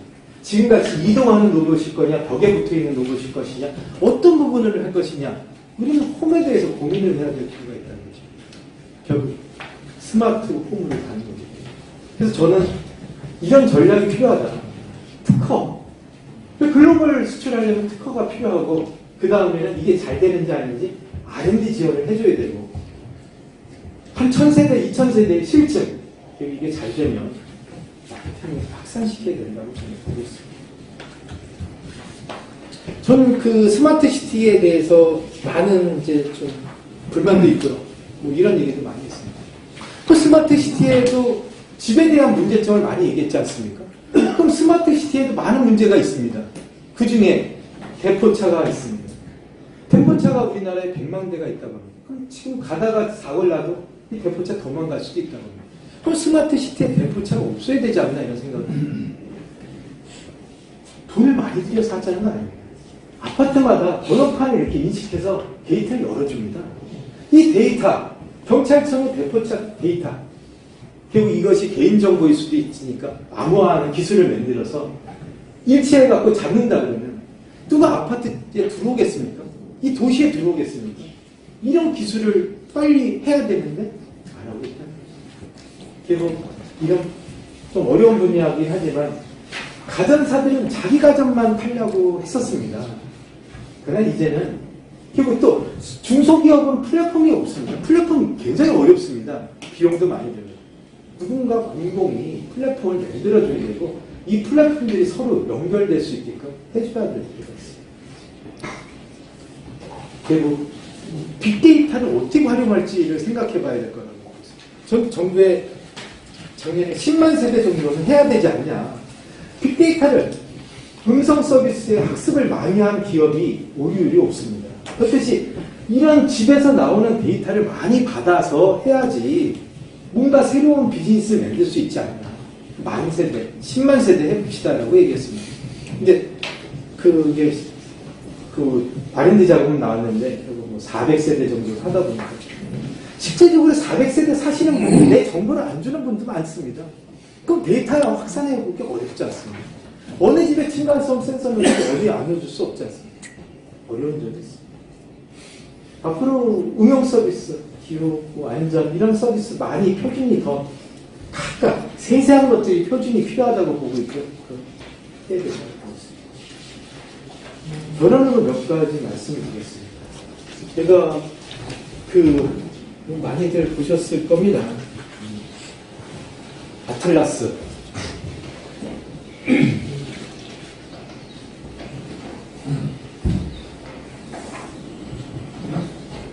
전 정말 대단하다고 보고 있습니다.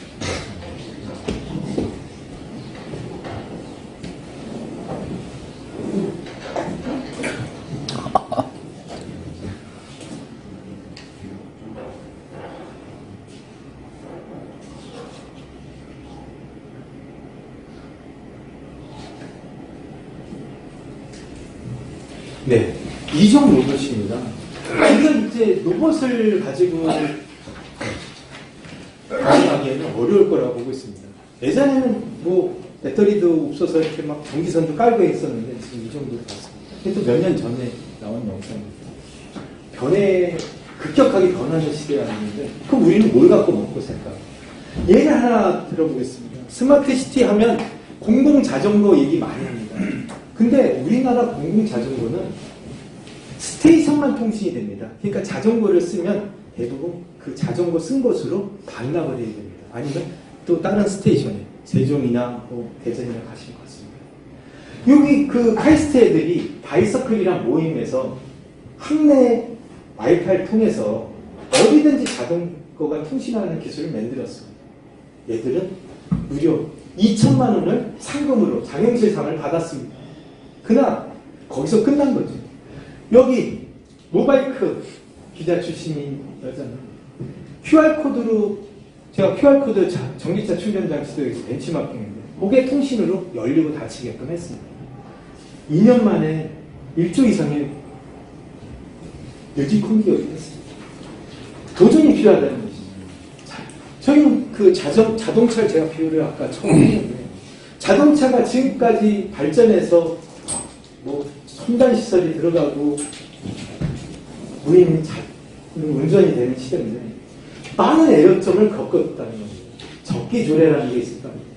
왜? 기득권들이 이 자기의 일을 줄이지 않기 위해서 실직하기 때문에 자동차보다 늦게 달리고 길을 갖고 다니게 됐다고.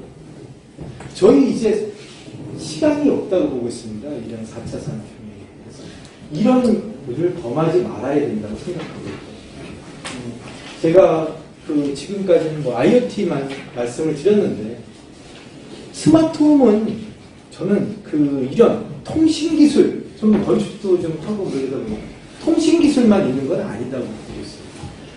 결국은 어떻게 하면 더 안전하고 편리하고 더 저에너지고 이런 그 도시 주택이 돼야 되는데 세종시에 제가 2014년도에 근무를 했는데 갔더니 이런 얘기를 했습니다. 철근을 빼먹는 일이 발생했다. 이런 것 때문에 세종 모하루라는 아파트에 문제가 있었다.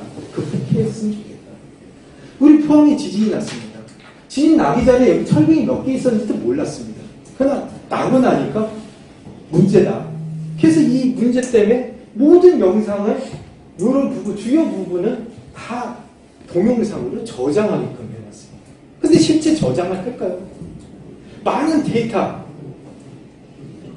저는 UCT에 아까 UCT 많은 도시를 했다고 했지 않습니까? UCT는 마찬가지 통신 장비가 들어가는데 UCT에 CCTV 그리고 ITS 교통 이런 서비스를 주로 했었습니다. 근데 그 네트워크 장비가 다 내산입니다. IBM, 아카테누스 이런 회사 겁니다. 종속됐다고 봅니다. 저는. 그래서 그런 부분에 그 장비를 하나 바꿔보려고 했는데 그런 기득권들 때문에 그 통신 장비인데 안 된다고 해가지고 못 바꾼 적도 있었습니다. 이제 종속이 돼서는 안 되고요. 우리가 이제 새로운 기술로서 외국에 종속시켜야 된다고 보고 있고요. 그래서 이런 문제점 때문에 고민을 좀 해봤습니다. 열화상 카메라입니다. 이런 동글이라는 제품을 스마트폰에 껴서 찍으면 이 스마트폰에서 이런 CPU에서 열을 아주 저비용으로 만들어서 찍는 제품입니다. 그래서 이런 제품을 만들면 되지 않겠나 이런 생각을 했습니다. 그래서 건설 시공 블랙박스라고 정했습니다. 시공한 곳에 왜 문제냐? 저 사진을 찍었는데 이 집에서 찍었는지 이 집에서 찍었는지 어느 날 찍었는지 모릅니다.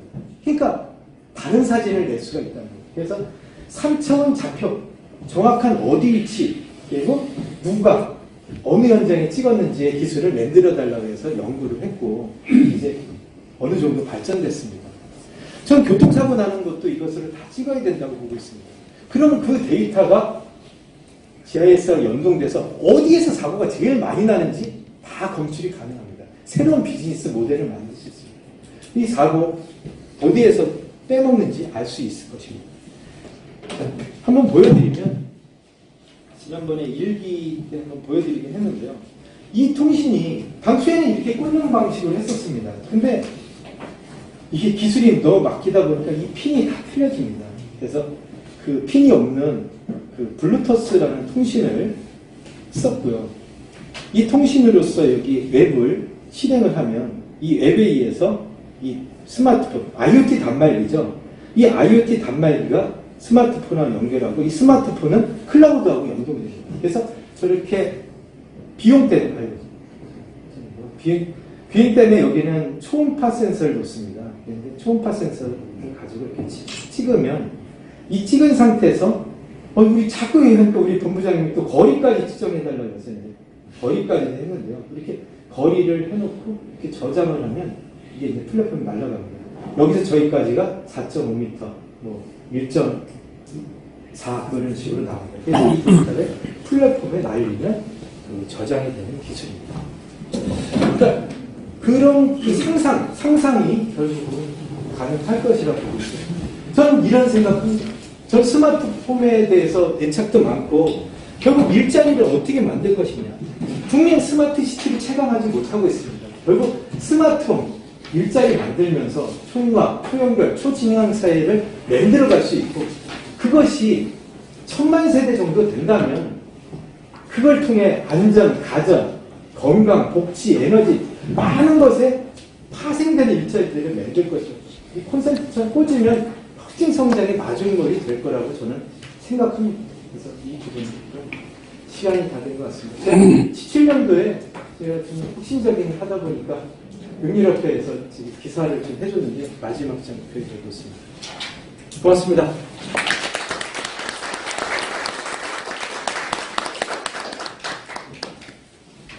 혹시 질문 있으시면 말씀해 주시면. 정말 강의 잘 들었습니다. 고맙습니다. 대단. 지금 여기 있을 게 아니라 청와대나 산업의 현장에서 스타트업을 하시는데 공기업을 입으셔야 될 것 같은데 정말 많은 걸 배울 것 같습니다. 아이디어가 많아요. 근데 이제 큰 그림을 보니까 이제 결국은 통신 기술이 적발할 것 같다는 생각이 듭니다. IoT가 됐다는 것도 됐다는 거예요. 근데 전기도 그렇지만 통신도 그렇고 이게 주택에 이게 센싱을 해서 이게 다 좋은데 전기가 나가면 큰 일이잖아요. 맞습니다. 방법이 없잖아요. 네. 그럼 소위 말하는 편하다고 만들었는데 엄청난 불편을 거꾸로 초래를 하잖아요. 네. 거기에 대한 보완이 함께 이루어져야 될 것 같습니다. 네. 요번에 이제 R&D 제안으로 제출을 했습니다. 과거에는 비상발전기가 있었습니다. 근데 비상발전기란 것이 화재가 나면 유도등이나 이런 것을 30분, 25분, 15분 이렇게 던져주게 되어 있습니다. 전 도시도 마찬가지고 도시가 재난이 발생하거나 이랬을 때 세수하는 에너지가 얼마가 필요한지 신호등에 대한 부분이나 이런 부분을 어떻게 필요하다고 보고 있고 집도 선생님 말씀대로 마찬가지로 보고 있습니다. 그래서 세대 내에 아까 이 분전반 보셨지 않습니까? 거기에 배터리를 놓는 기술을 제안했습니다. 결국 믿음은 불안정합니다. 좀 과제 날 수도 있는데 일반 배터리를 놓는 방식으로 R&D를 해달라고 했습니다. 왜? 이 집이 전기가 나가면 IoT 기기들이 동시에 못합니다. 그러면 안 되지 않습니까? 그래서 그런 기술을 R&D를 해야 된다고 했고요. 네, 채택은 되지 않았습니다. 근데 뭐 좀 계속 얘기해 볼 겁니다. 누가 말을 안 들어요? 저희 우리나라에는 R&D 비용이 굉장히 많은데요. 그런 비용이 대부분 연구원이나 이런 조직을 갖고 그것도 PT를 잘하는 사람한테 주고 실제적으로 이 실용적인 부분에 대한 부분은 별로 주질 않습니다. 제가 10년 전에 이제 처장이 되면서 정말 어려운 점이 있었습니다. 회사에 R&D 비용을 신청했는데 주질 않습니다. 왜? 건축이 아니니까요. 토목이 아니니까요. 그래서 발표를 했습니다. 가기정통부 과제 44억짜리에 제가 가서 발표를 해서 10개 기술을 중소기업한테 지원해 줬습니다. 44억. 그걸 가지고 아까 전기차라든가 음식물 감량 이런 기술을 실현해 볼 수 있었고요.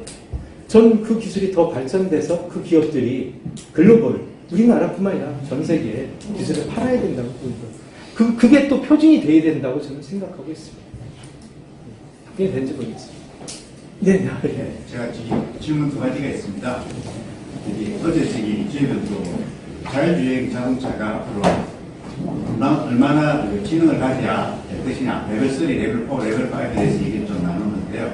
우리 처장님께서 생각하시는 오늘 스마트홈 사례를 많이 이렇게 들어주셨잖아요. 얼마 정도의 기능을 가지면은 처장님께서 원하는 수준의 스마트홈이나 스마트 시티가 될 것인지. 그러면 그게 첫 번째 질문이고요. 두 번째 질문은 우리 황재성 사장님께서 말씀하듯이 지금 통신이라든지 그걸 우리 전기라든지 그걸 인프라스트럭처라고 그럽니다. 그게 끊어지면은 도시에 문제가 많이 생깁니다. 그래서 최근에 이제 연구되고 있는 게 사이버 시큐리티라든지 펑셔널 세이프티 그걸 이제 컴포즈 밸류라고 합니다. 공통 보장을 일으켜가지고 동시에 사고 나는 것을 막을 수 있는 그런 기술들이 좀 많이 반영이 안 돼 있어요. 우리 지금 최근에 여배우 사건이 있잖아요. 갈리비를 안 중물해가지고 여배우가 소송을 건 사건이 있었잖아요. 그것처럼 누군가가 해킹을 해가지고 왜 갈리비를 안 내게끔 할 수도 있는 거기 때문에 그런 거에 대해서 많이 지금 보완이 안 됐는데 커버가 하신다고 하셨어요. 커버는 글쎄 안전성을 보장할지 그것도 조금 의심스러워가지고 어떤 다른 대책이 있는지 두 가지 질문을 드렸습니다. 저는 그 기술은 진화 발전한다고 생각합니다. 결국 그 진화 발전 안에 그 도시와 주택이 있다고 보고 있습니다. 뭐 한 20년 기술을 먼저 하려고 할 수는 없을 것 같고요. 저는 일단 100만 원 정도씩만 투자를 난방 그리고 안전설비 몇 개를 바꾸는 사업을 해야 된다고 생각하고 있습니다. 결국 사람마다 기호가 틀리고 생각이 좀 틀립니다. 그 다양성이 있기 때문에 그 다양한 거는 자기가 선택해서 더 넣을 수 있는 설비가 돼야 된다고 저는 생각하고 있습니다. 그게 스마트 홈에 대한 제 생각이고요. 스마트 시티는 가장 중요한 것은 플랫폼이라고 보고 있습니다. 근데 우리는 UCT 때도 플랫폼을 정부 과제로 해서 표준 플랫폼이라고 해서 500억 이상을 투자해서 했습니다. 근데 표준이란 건 뭐겠습니까? 도시가 이 도시 틀리고 저기 도시 틀린가요? 아니라고 보고 있습니다. 유튜브 플랫폼 똑같습니다. 누구든지 자기 정보를 듣고 가져갈 수 있는 플랫폼이 돼야 되는데 지금은 지자체마다 틀리고 그 부분이 기술이 부족하다고 보고 있습니다. 앞으로 디지털 트윈이라는 얘기 많이 나오는데요. 결국 그 오프라인에 있는 그런 부분들이 건설할 때부터 BIM이라는 이런 설계를 가지고 그게 데이터가 되고 그런 부분에 IoT가 어떻게 됐는지 이런 연동까지 가능한 뭐 10년 정도 걸릴 거라고 보는데요. 그런 도시가 돼야 된다고 보고 있습니다. 아까 잠깐 뭐 말씀드린 그 통신이 중요하다고 말씀하셨는데 저는 통신 중요하다고 생각합니다. 저도 통신을 전공하지는 않았고 다만 제가 필요로 하기 때문에 좀 공부를 했는데요. 통신은 다만 수단이라고 보고 있습니다. 정주영 씨가 되게 저는 이제 존경하는데요. 그 유엔 묘지에 그 잔디를 심어달라고 요구를 받았다고 합니다. 한겨울에. 다 못한다 그럴 때 자기는 목적이 뭐냐? 예우였다는 거죠. 예우. 아이젠 대통령 올 때 예우라고. 그래서 보리를 파종해주고 3배의 요금을 받았다고 하지 않습니까? 통신은 다만 수단일 겁니다. 결국 이 사람이 원하는 인간의 욕구 5단계를 어떻게 해결해 줄 거냐. 그게 저는 답이라고 생각을 하고 있고요. 그리고 안전. 제가 여기 허브를 말씀드렸는데, 현재 제가 외국에 가보면 구글 홈이나 뭐 이런 홈을 짓는 회사들이 많습니다.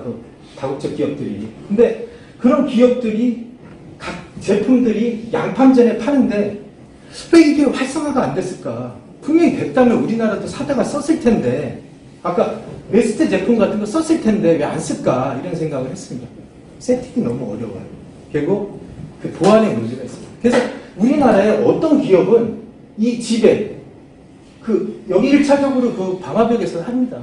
더 할 수 있는, 세대 내부에서 할 수 있는 이런 기술들을 갖고 있고, 그것을 해달라고 기본적인 소형 놓달라고, 지방에 놓달라고 국회에 소원하시는 분도 있고요. 전 그런 부분이 있어야 된다고 봅니다.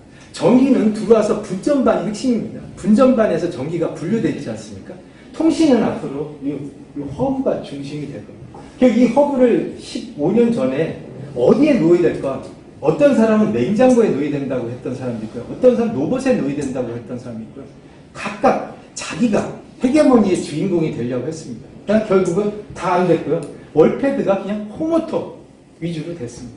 그리고 그게 IoT 홈인 것처럼 이렇게 얘기를 하다 보니까 이 산업, 우리가 몇 년의 골든타임을 놓치고 있다고 보고 있습니다. 전 이제 이 사업을 빨리 하지 않는 이상은 우리는 구글이나 이런 다국적 기업에 이마저 종속될 거라고 보고 있습니다. 근데 답변이 되는지 모르겠습니다. 이제 안전설비 이렇게 가고 있고, 배터리 이런 사업도 하고 있습니다. 저 정말 청와대 가서 한번 발표도 하고 싶습니다. 왜냐? 너무 현실을 모르시는 거예요. 많은 돈 R&D비를 하는데 그거 이렇게 한다고 해서 지금 안 됩니다. 누군가 정말 세종 5-1 블록의 국가 시범도시라는 데는 그 비전과 열정을 가지고 어떻게 융합할 것인가에 대한 생각을 한번 들어줬으면 한다는 겁니다. 지금 2개, 수자원공사, LH 쌍을 붙여서 부산 이렇게 나눠서 하는데 대부분 그것이 이동 공간에서만 있습니다. 집이 중요합니다. 그리고 우리가 각각의 기술, 자동차가 하나 팔리면 599개 기업이 나간다고 홍보를 하고 있습니다. 광고도 했었고요.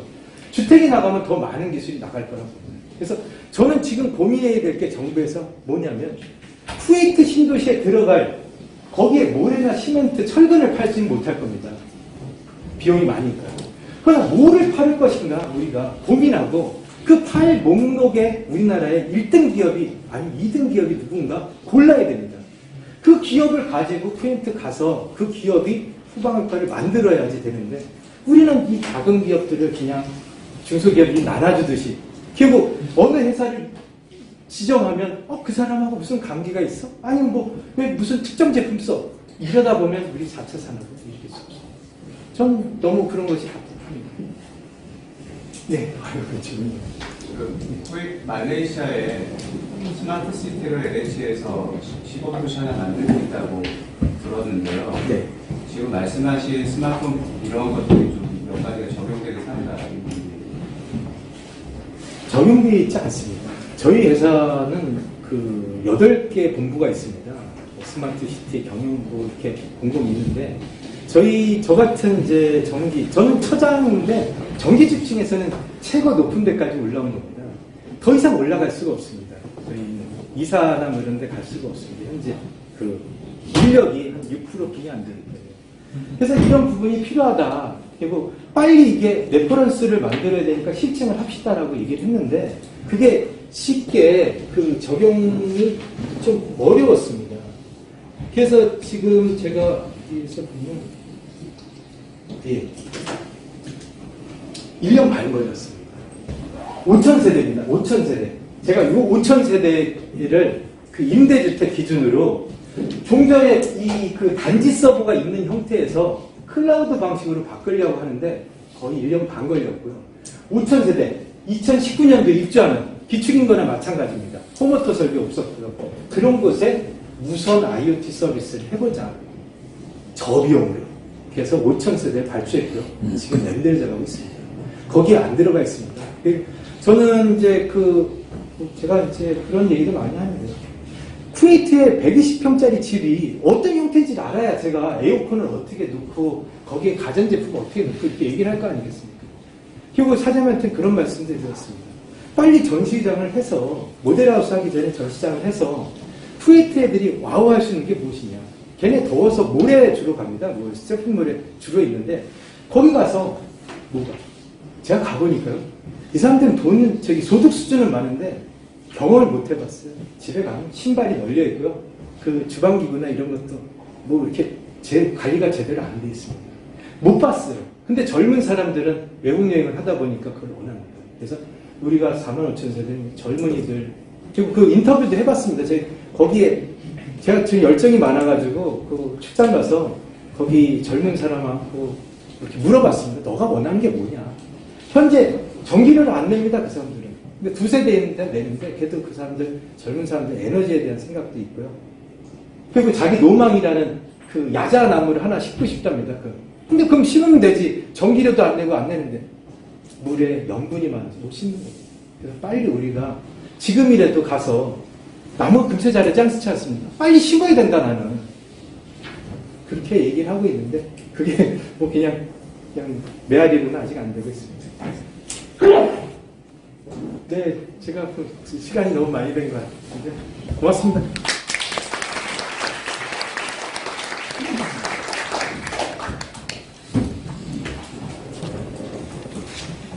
열강을 해주신 조희만 차장님에게 다시 한번 박수 부탁드립니다.